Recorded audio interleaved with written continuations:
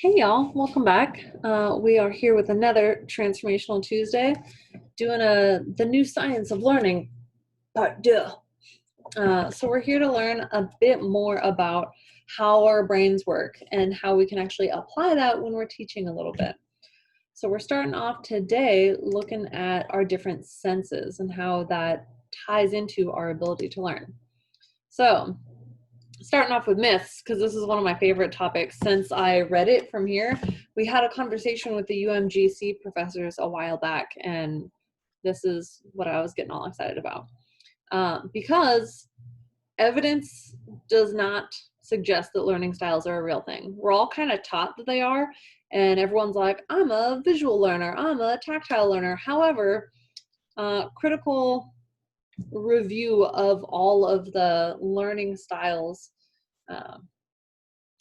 don't show that there's really a best way for each individual learner to learn things. So while a person that claims to be a visual learner may enjoy like visual information over like reading, when presented a good visual, pretty much all learners will benefit. So when you're able to present information to students that are able to engage multiple senses, that's when it ends up being more effective. So it's less having a preferred learning style and more, as instructors, we should be trying our best to give them multi-sensory experience, like learning experiences, because each of our different senses gives us different retrieval clues, not clues, retrieval cues to better help us remember information. So the more senses that you get involved when you're learning something new, the more like access points that you'll be able to have to that information that you were able to learn. Some of us may have like read information in the past where they're like, hey, while you're studying, you should drink coffee. And then for the test, you should also bring in coffee.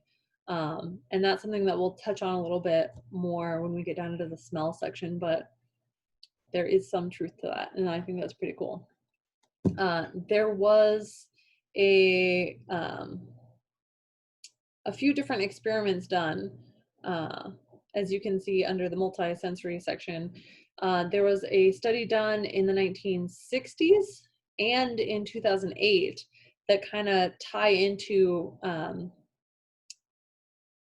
what we're talking about with the study smarter bullet point under myths, because Terry Doyle, one of the authors over here, has taught some classes, and one of the things that he talks about when he's teaching people how to learn is nutrition. And he was saying that the lesson that tends to resonate the most with students is when he's like, okay, let's look at this. How much sugar do you think is in this soda? And there's 17 grams in like a liter of cola. And so he's like, not 17 grams, 17 teaspoons. So he's like putting in teaspoons one at a time, and he's like, stop me when you think that we've reached enough sugar for this, liter of cola. And he's like, every time they stop him way earlier than 17 teaspoons. And he's like, no, hold on, let's keep going. And he takes it all the way to 17 teaspoons. And he was like, look at all the sugar. And so that's like getting to visualize it. And then he passes around the jar of sugar so that they can feel it, getting the touch involved. And then when it comes back to him, he takes a spoon and eats a bite of sugar. And they're all like, oh my gosh. And he's like, no, I want to get everyone involved in this. Like, I want you to use your sense of taste. And they're like, okay.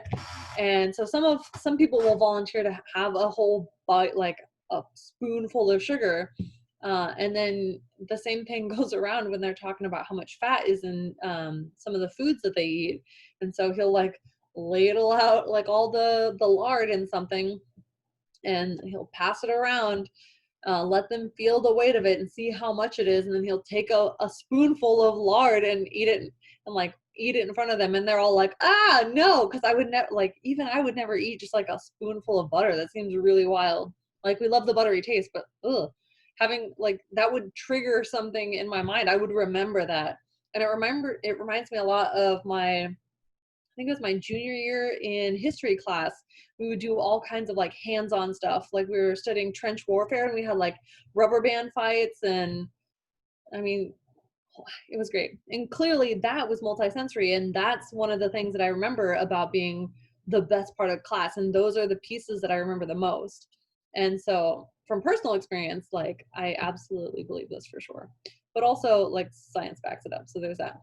Because there was a study in the 1960s and a similar experiment in 2008 where they had a few different groups, and they were studying the differences in learning, like the ability to, you know, retain information in a unisensory like learning environment where people were only reading information, only hearing a lecture, or they were reading along as they were being told information.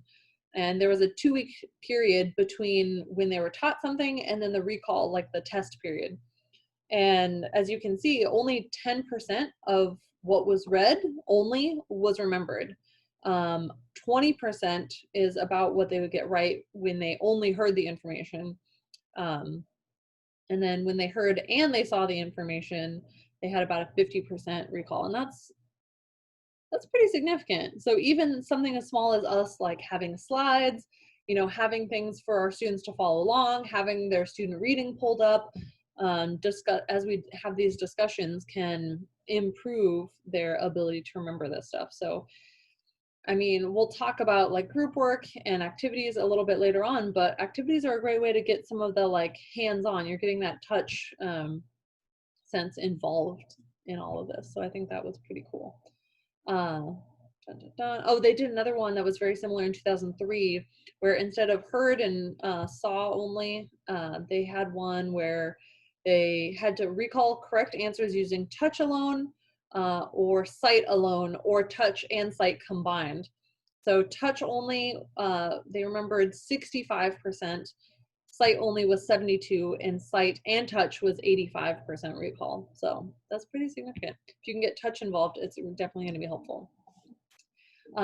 Looking at smell though, smell it's processed in a part of our brain that is very close to our Center for Emotion and Memory called the piriform cortex.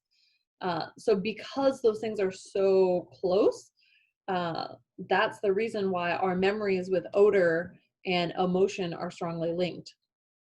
There was a 2014 study where participants were asked to complete a task, and half of them were presented an odor like during their study period, like while they were learning things. And then the other half did not experience the odor. So then while the subjects were sleeping, you know, half of the subjects that were in the odor group were presented with that same odor, and then the other half were not. And the subjects that were presented the odor during their sleep, interestingly enough, remembered significantly more than even the group that was presented the odor the next day, like while they were taking the test or whatever. So something about being presented the same odor that you study with at night kind of gives your brain like a boost when it comes to moving memories from the hippocampus into long-term memory. Like something about it like helps that transfer of information, which I thought was super interesting. So tying back to our discussion a little bit earlier about having coffee while you were studying and then having coffee during the test, that's helpful. But what would help more is if you were presented an odor while studying and then an odor while sleeping, because then it's helping like boost that that move. So there was a study in 2007 where they had the scent of roses present while studying and then while sleeping, and they had a much greater recall of the information. So yeah, fun fact for y'all. You know, give yourself some essential oils on your pillow while you're sleeping. I don't know, something to help move that stuff over.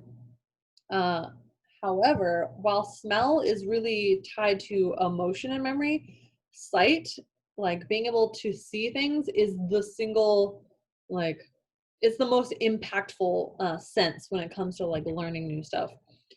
So in 2014, there was a computational neuroscientist named Paul King who discovered that 60% of our brain, of our total brain, 60% of it is somehow in some form or fashion involved in vision. Of that 60% of your brain, 20% of that is visual functioning only. So 20% of your overall brain is just for things that you see throughout the day, which is wild. I guess it makes sense if you're thinking like back in the day, like the people that saw the tigers are the ones that lived, you know, and were able to pass on their genes and all that good stuff. So thank you, ancestors. But the other 40% is being combinations like vision and touch, vision and motor skills, vision and whatever. And so the more that we are able to set up multi-sensory environments, especially where one of those is eyesight, it's gonna vastly improve the amount of information that's being able to learn. Like adding images to stuff just helps us process it a little bit better, because pictures are what we are just fantastic at being able to remember. For some reason, pictures, we got it. We're able to remember that. In a different book that I read that I still have not been able to remember what it was, not this one, there was one where pictures, especially if there's something that evoke emotion, we remember those a lot more significant. It was the Greater Course. There's great courses, and there was one about the learning brain. That's what it was. It was talking about how pictures, especially ones that evoke an emotional content, evoke an emotional response, will you're gonna remember those even years later. It's wild. So something that's helpful. But if you hear a piece of information, you'll remember about 10% of about 10% of it in 3 days. But if you add a picture, that jumps up to 65%, according to biologist Hames Zoll, author of The Art of Changing the Brain, Enriching the Practice of Teaching by Exploring the Biology of Learning. And he writes that images are by far the easiest thing for the human brain to remember. As a student, translating what you're learning into a graph, chart, or other visual really helps your recall. So one way to do that is through elaborations.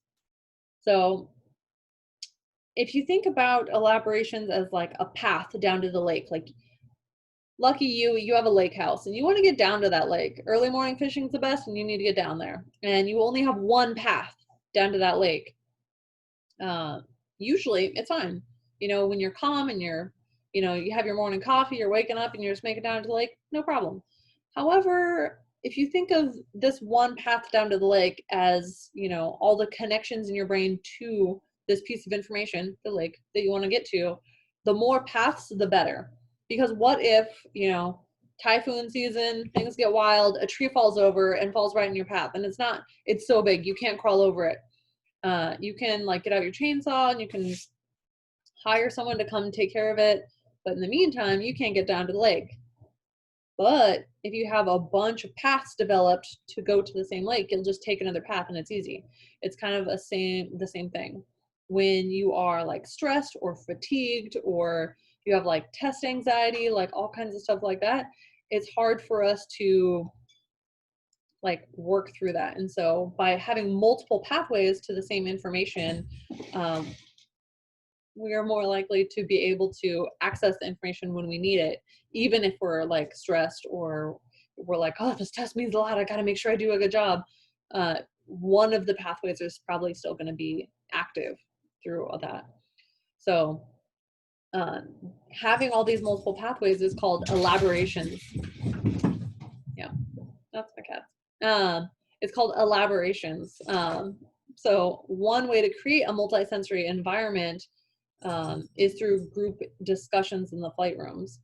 So engaging learning strategies and group work greatly enhances the overall ability to learn.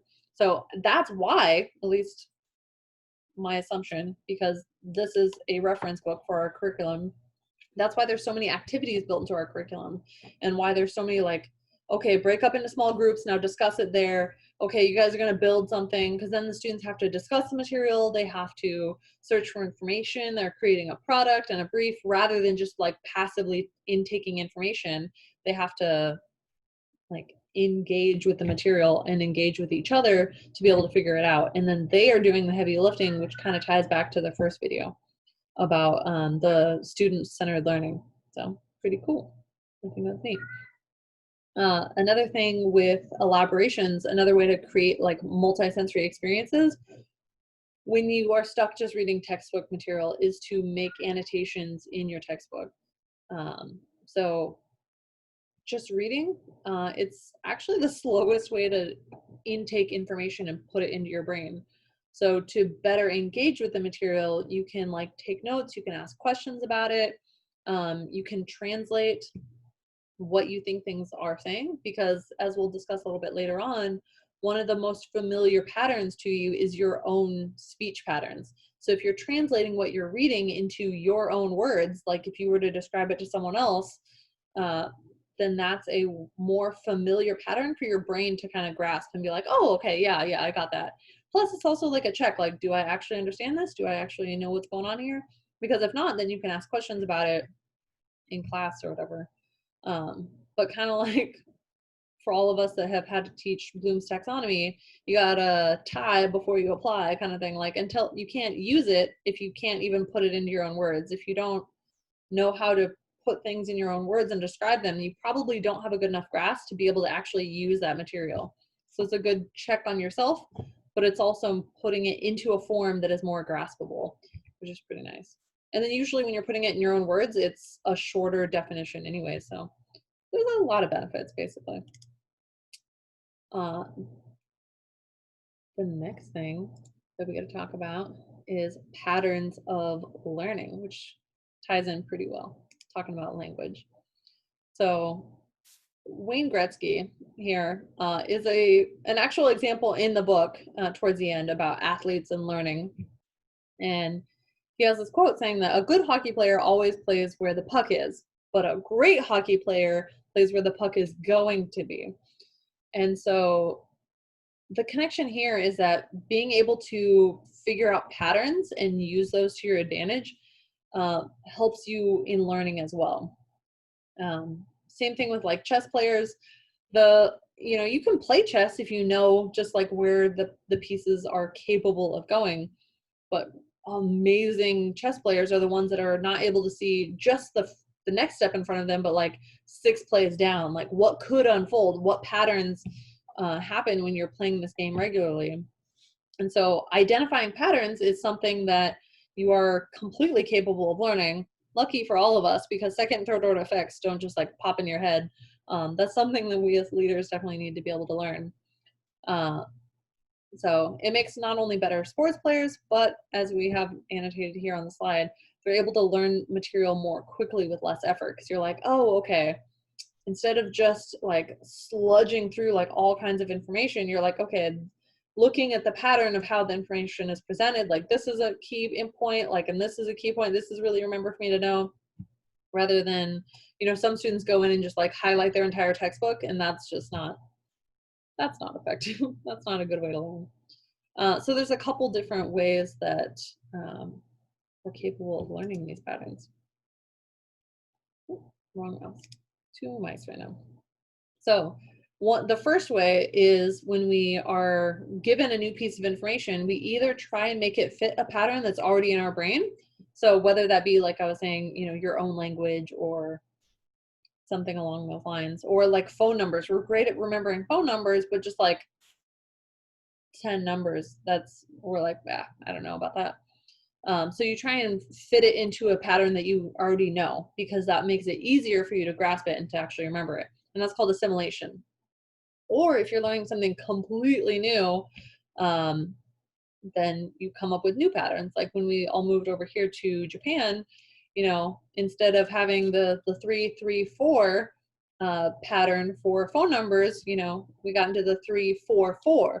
And we were able to like remember. It took me a little while, but now that I have it down, I'm like, oh yeah, okay, cool. So I had to accommodate a new pattern to be able to learn the new information.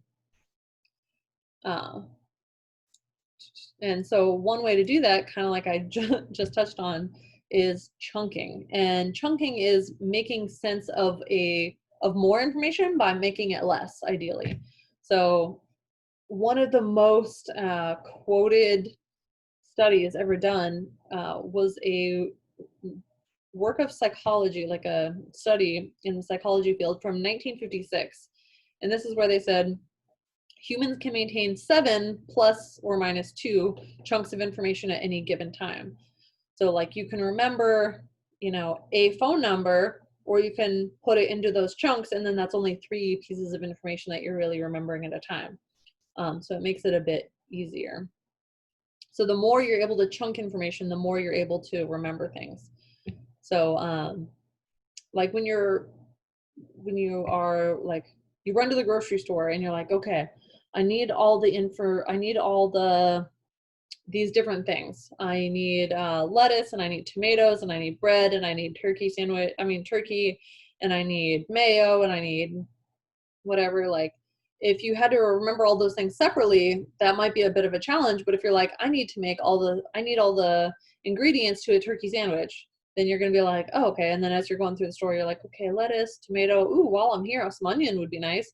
And you can just like, you're remembering one thing, all the ingredients for the turkey sandwich, rather than a list of maybe 10 things. So makes it a little bit easier for our brains to process. So we're going to practice. So go ahead and look at these 10 letters for 2 seconds and see how many you can remember.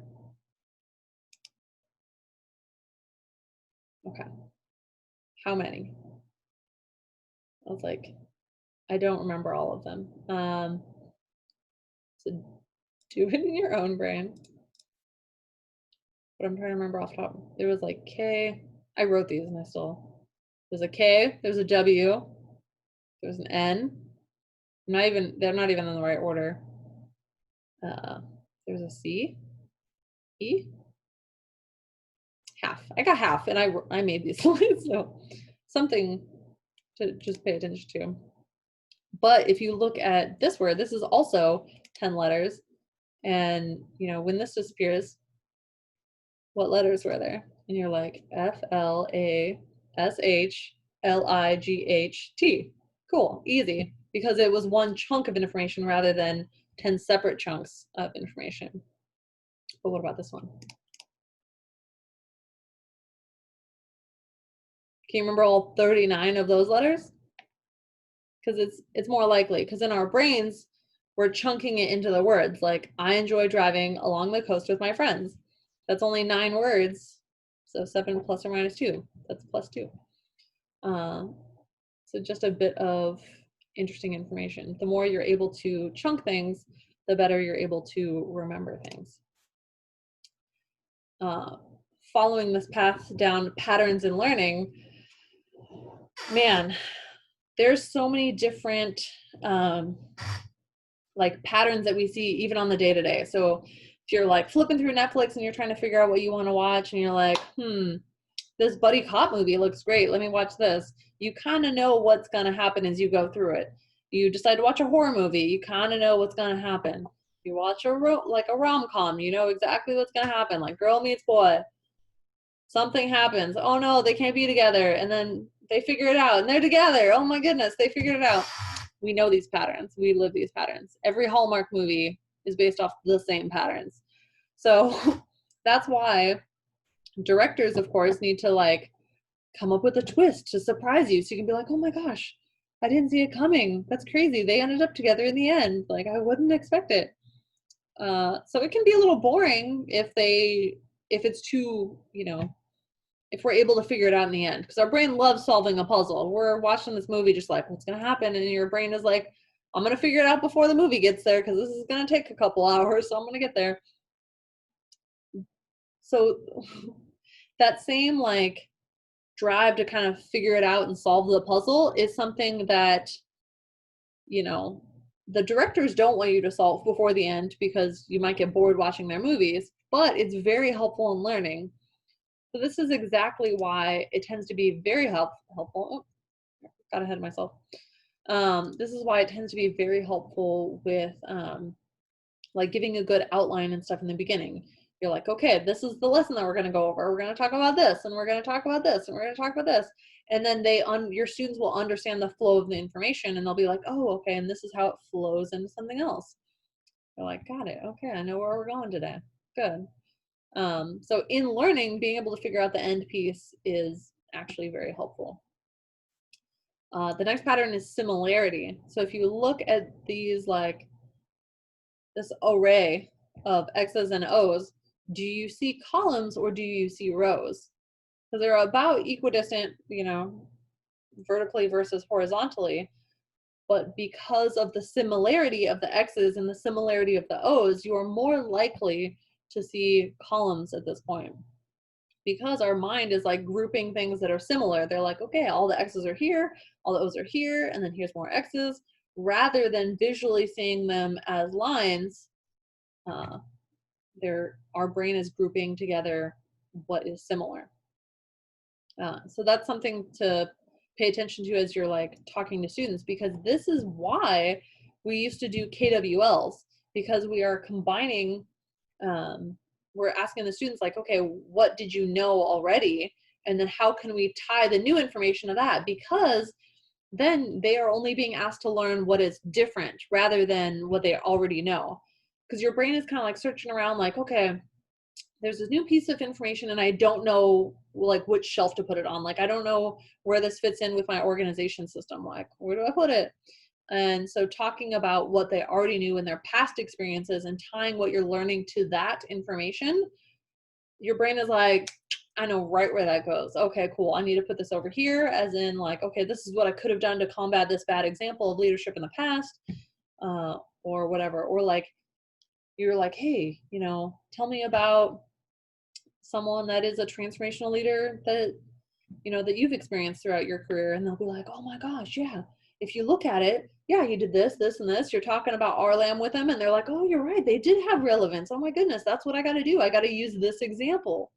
And they just, it makes more sense because you're combining what they already know with new information, and then the only thing that they have to learn is whatever is different, whatever they didn't already know. So it makes it way easier. And similarity. The next thing that we're talking about is figure ground. And so if you look at this image, it was created, what's his name? There's so many of these patterns these days. Charles Gilbert is who created this, this image. But it's just really interesting because it kind of like spurred a whole bunch of art. Like, is it two faces or is it a candlestick? Like, what are we looking at? Is it the old lady? Is it the young lady? Like, what's going on here? And this is your brain trying to figure out what the focal point is. Our brain, like, it's just wired to look for the focal point of patterns. Like, what's the bigger picture here? So in this case, you're either seeing a woman, you know, at her vanity, and then you're seeing the rest of the like skull area as the mirror, or you see it vice versa, where you see a skull and then the woman and her reflection are like the eye sockets. So this is what helps you figure out what the most important information is, because the most important information is the figure, and then, you know, like all the supporting details or whatever is the ground. So it's, what are we focusing on here? Pretty neat. This is what helps you pick out information when you get down to like reading through textbooks and stuff. You're like, okay, this is the information. This is what the point of all this is. So funny. And the next one is proximity. So in this section, if you look at these X's and O's, do you see rows or do you see columns? Because at this point in time, it's more likely that you're going to see rows because of the proximity. Because the rows are so much, like all the X's and O's are closer together, like in a line, like you would read it, it's more likely that we see rows now rather than, you know, the similarity. We're less likely to see columns when things are closer together. Similarly, like if people were to arrive at a party at different times, like we have a thing with proximity with time as well. So if like one person shows up to a party and then like 20 minutes later someone else shows up to a party, and then 10 minutes later someone else shows up to a party, and then two people walk in together, you're going to assume that those two people, you know, came to the party together, but you're going to not assume that any of the other people arrived together or with these two people. So it's kind of interesting. But you're able to use proximity when you're studying. You can use it to your advantage if you do it right. So when you're trying to learn something really complex, you don't want to be distracted by like TV or your like text messages and stuff going off, because that can like limit, you know, the the proximity of the information that you're taking in, and it can kind of like loosen those connections. So if you turn off the TV and turn off your cell phone for a little bit and like focus on learning stuff, your brain is like, oh, well, this goes together. I just learned it all at the same time. I better keep this together. So that can be pretty helpful. The next one is hierarchy. These are just like a few other common patterns to kind of wrap up what we're talking about. Hierarchy is we tend to learn things in like a few different patterns. So maybe chronological, but for hierarchy, it's like, you know, best to worst, biggest to smallest, newest to oldest, stuff like that. We learn them in, or we tend to list things in those kinds of patterns. So like flowcharts, timelines, outlines, all this stuff kind of helps. Again, back to the overview, like telling them, okay, we're going to learn in this order. And they're like, okay, cool. So this is why an overview is especially important, so your students can kind of know where they're going and, you know where to guide the conversation. When you ask like a question to kind of redirect, they're not going to be like, that was out of left field. I'm totally lost now. Like, what are we talking about?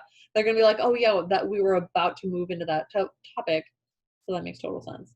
And they'll be able to follow you. They'll be able to understand where we're going and be like, okay, let me follow you. The next pattern isn't particularly helpful with learning for most things, but it's just alphabetical. It's a pattern that we are so used to. So in English, like we have our English alphabet, and I'm sure it's similar in Japanese, like for the katakana or the hiragana, just the order that they're used to like saying them in. So just kind of interesting that because it depends on your language. But it can help with like learning vocabulary words. Like if you're starting, you can be like, okay, I have a starting point. I'm going to start at A and I'm going to work myself all the way down to Z. So it can give you a starting point. That's about as helpful as that one is. But your own language, we touched on this one a little bit earlier. Whatever your native tongue is, there's patterns to your speech, how you use language, how you order it, how you abbreviate your language. So it's a process called recoding. So that recoding is basically putting things in your words. It's very similar to translation, but it's very specific to you instead of like just to your language. So it's like your individual language. So there was a 2013 study that investigated different learning strategies, and it found that any task that required students to put information that they were learning into their own words resulted in better learning. So your own words are easier to remember, and the act of recoding shows that you understand the meaning. So if you are looking for a quick study tip, write your whole textbook in your own words. I'm kidding. But like writing actual notes will help you, especially if it's in your words and not just like dictionary definitions or like textbook definitions. Like put it in your words. What is it? Because that will be easier for you to remember. And then the last one that I wanted to touch on is textbook patterns. I know this is something that Chief has touched on previously a little bit, where he was talking about, tactical reading and like being able to skim and understand. That's what this is all about. Because textbooks tend to follow the same patterns. Like all of our student reading from NCOA, at least the old stuff, followed this. I think the new stuff mostly does too. But there's like the topic, the heading, the subheading, and then in the paragraphs it has main ideas and significant details, and then examples. So you can skip the examples if you already understand the main idea, because the whole point of the examples is to help you understand the main idea. So you can kind of like skim through, and that's how professionals read everything. They're not reading everything top to bottom. Ain't nobody got time for that, just like Sweet Brown. No time. So this book says that it's unfortunate that teachers tell students that they need to read everything. It could, like, the whole textbook is important, because that's not true. I mean, that hurts my heart a little bit as a reader, but as someone who reads a lot, like I also get it. I do skim a lot. So if you understand these patterns and you know where to find like the meat and the potatoes of the information that you need to remember, you know, being able to find the main ideas and the details about it will help you in the long run. So I hope this helps you tactically read and, you know, remember more of your information so that we are working smarter, not harder, because we are the Air Force, gosh darn it. So we just need to figure out how to learn so that we can hack the brains of all of our students and give them all this good information that will help them and help them remember it so that they can work smarter, not harder, just like everyone else. So that is it. I do have a few more chapters in this bad boy. So there's more things to learn. There will be a part 3. Look forward to that.